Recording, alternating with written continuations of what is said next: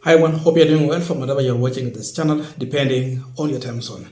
Now, when it comes to the issue of promises, there is no any other president who has ever promised like what Ruto has been able to do. And if it were to fulfill the promises that Ruto had really gave out, then Ruto will be the best president ever. If at all, whatever he promised, he can deliver, then Kenya will be very much far. But because the president is a liar, he lies without blinking, and he has normalized lying, then we are no longer taking him serious. To an extent now, Kenyans are making comedy out of his promises. So with this move, it is no longer just the common mwananchi making comedy. We are also seeing Gachagua allies now joining this team and mimicking William Ruto when it comes to the issue of promising. Like communicating how Ruto came to their county, whatever he promised to the county. That is the situation right now.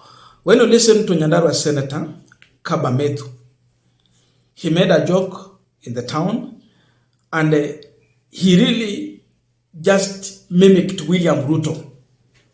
The way he normally promised road, water, several facilities, hospital. Like it's just coming immediately. And here is the situation, as Gachagua ally is here mimicking his boss, William Ruto. Najenga barabara kutoka Mwandandu ipige pale panaitwa Bainange ikielekea huko kunaitwa tumetenga. Iko barabara nitajenga kutoka Jambini ikielekea huko kwa Kimathi na hizo Mama Kimathi. Naweka pesa bilioni 100 pale Jambini niweke hospitali ya Jambini. Hii watu ya Nyandarua siku nyingi wamewachwa nyuma, tutaweka pesa pale engineer ili waje kwenda hospitali Naivasha, wakuwa naenda hapo engineer. Nitaweka barabara ya kutoka Ndonyunjeru kwenda mpaka Igize na nitaweka pesa hapo. Iko barabara yetu ya kutoka pale Ndonyunjeru kwenda pale Geita ifike mpaka Kapteni, ilikuwa kidogo lakini tutatengeneza. Iko industrial park watu ya Nyandarua siku nyingi mmekuwa mkiuza viazi yenu kama haijatengenezwa, nimetengeneza kiwanda pale Jambini, nimeshaweka tayari shilingi milioni 500. Ikifikia mwezi ujao tutakuja tuanzishe huo mradi ili watu wetu wapate mahali ya kuuza viazi. Watu ya hapa siku nyingi wamekuwa kiuza maziwa bei kidogo, nitaweka kura 25 na kuanzia kesho wewe badilisha mkuje mna huyu Senator Methu ndio tupange maneno hiyo. Iko barabara yetu hapa ilikuwa kutoka Kariamu kwenda Kapteni kwenda.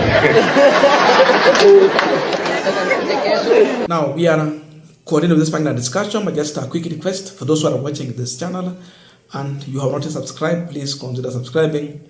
To our returning subscribers, I must say thank you so much. And again, to all our viewers, please give this video a thumbs up. Thank you so much. But before I forget, allow me to give a shout out to the following people: Indiavo, Jumba, Mdoni, and George. Thank you so much.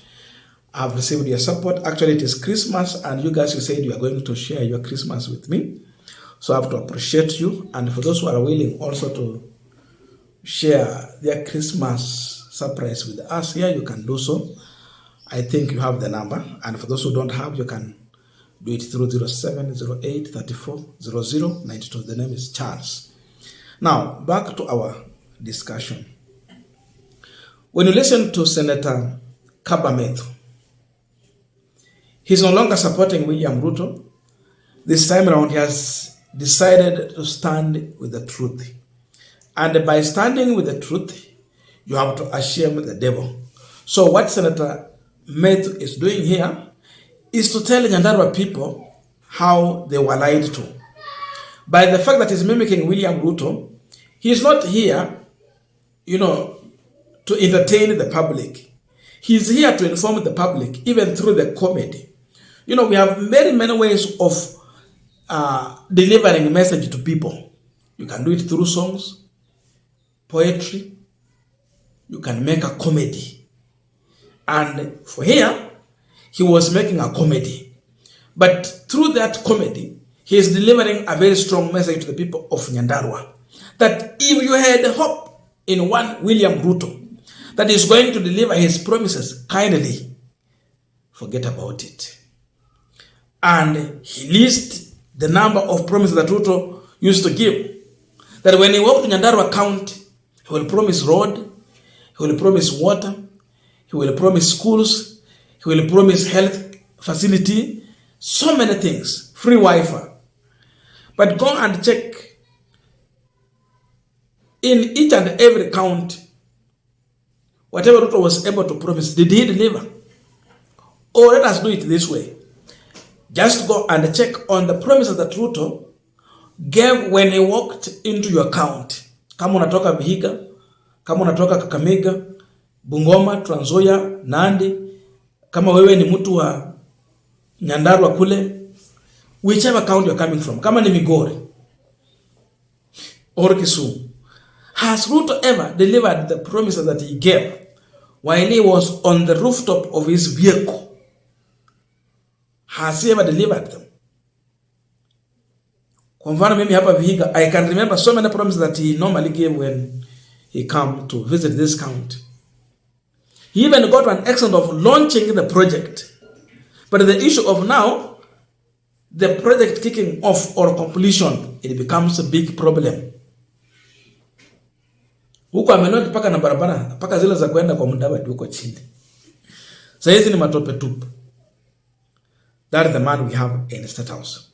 So Gachagua allies are using every available opportunity to communicate a serious message to the people that do not put your hope in this man in the State House. When he promised, please question the promises. Do not clap your hands. We have clapped for a long time and enough is enough. It is time now we focus on asking for what he promised. If he cannot deliver, he should shut up. He should not continue to give promises. And when you have a president who keep on promising and you never see anything tangible in terms of delivery, you should stop listening to such a president. I think that's the message there. So the president has become a comedy. He has become an embarrassment to himself, not to Kenyans. You know, you've made all these promises to an extent, you become an embarrassment to yourself. That is where Ruto is as of now. So you should listen to the promises that he normally give and tell us what has he been able to deliver. Yeye hata ajiita tu mkutano yeye mwenyewe, ajiulize maswali, when I promise these things, plani ya delivery inakuanga wapi? We have something they refer to as Presidential Delivery Unit. Does he have one? And if he has, is that delivery unit advising him when it comes to giving new promises? So such that he can work on the previous promises before he gives new promises. But because this is a president who laid his campaign on a foundation of lies, what do you expect? Don't expect too much from President William Ruto because his foundation of leadership was based on lies. So when he lied, I don't know why we question him. What we should do is to forget the lies. It is to stop clapping for him when he's lying because he knows how to manufacture lies. He has set presidency and it seems every minister in his government has adopted that. When you are nominated to be a minister, you take an oath of office, you become a liar and you defend lies. So for Gachagua allies, they have made a decision that they are going to criticize the president.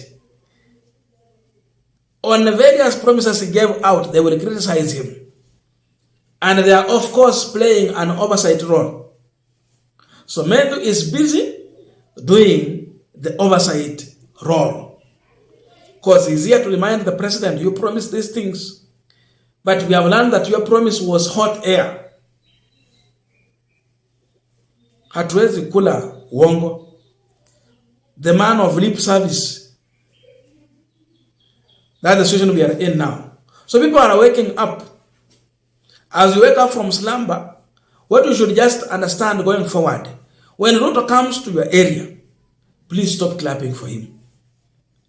When he gives promise, don't clap. Just clap when you see him delivering. But before you see him delivering, stop clapping.